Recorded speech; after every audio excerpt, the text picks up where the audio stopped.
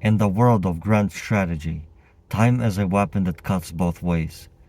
We've been told that patience is a virtue, but in the theater of war, this lesson teaches us a darker truth. A slow victory is often not a victory at all. When a campaign drags on past its expiration date, the life force of an army doesn't just fade, it bleeds out. Look at the current landscape in Eastern Europe. When Russia crossed the border in February 2022, the world, and likely the Kremlin, anticipated a lightning strike, a swift victory. But as the months turned into years, the friction of time began to take its toll. First, equipment is heavily damaged. In Ukraine, we see tank graveyards, mountains of twisted steel that represents billions in lost capital. Second, troops become exhausted. It is one thing to charge a line, it is another to sit in a frozen trench for 600 days. When bodies fail, morale follows. A soldier who doesn't see an end in sight eventually stops looking for a win. But the danger isn't just at the front, it is back home. As the war in Ukraine persists, we see strength being sapped from the homelands.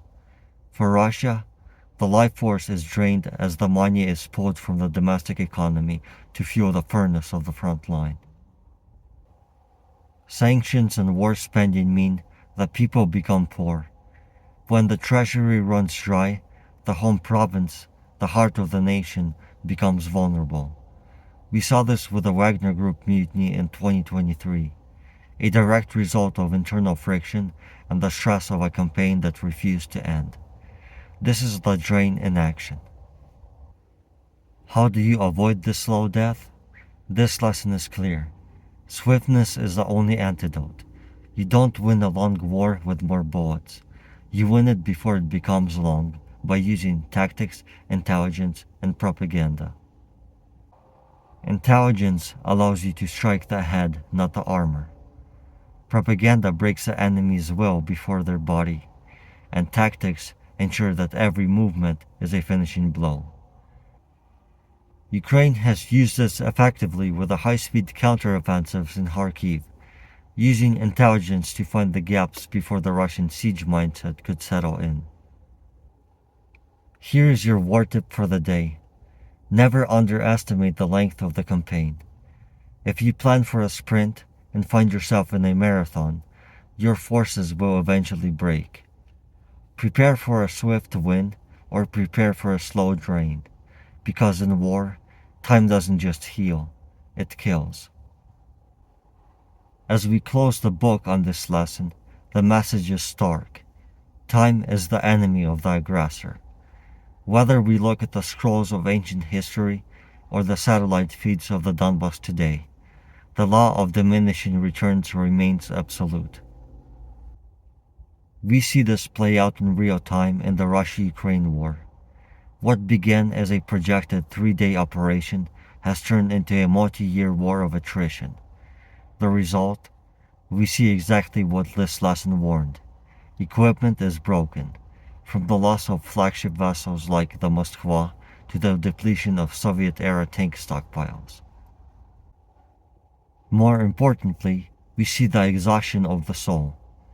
Russia has had to pivot to a total war footing, draining the wealth of its provinces and relying on foreign munitions from North Korea and Iran just to keep the furnace burning. Meanwhile, Ukraine faces the constant challenge of declining morale as the civilian population endures endless sieges and energy blackouts. Both sides are fighting the drain as much as they are fighting each other. The war tip here is the ultimate takeaway. Underestimation is the fastest path to failure. If you fail to prepare for the long game will consume you. Russia underestimated the Ukrainian will and Western intelligence. Ukraine must now guard against the underestimation of a prolonged stalemate. Swiftness through intelligence and propaganda isn't just a nice to have. It is the only way to preserve the life force of your nation. Without a clear, swift path to victory, a country eventually begins to consume itself to keep the war machine running.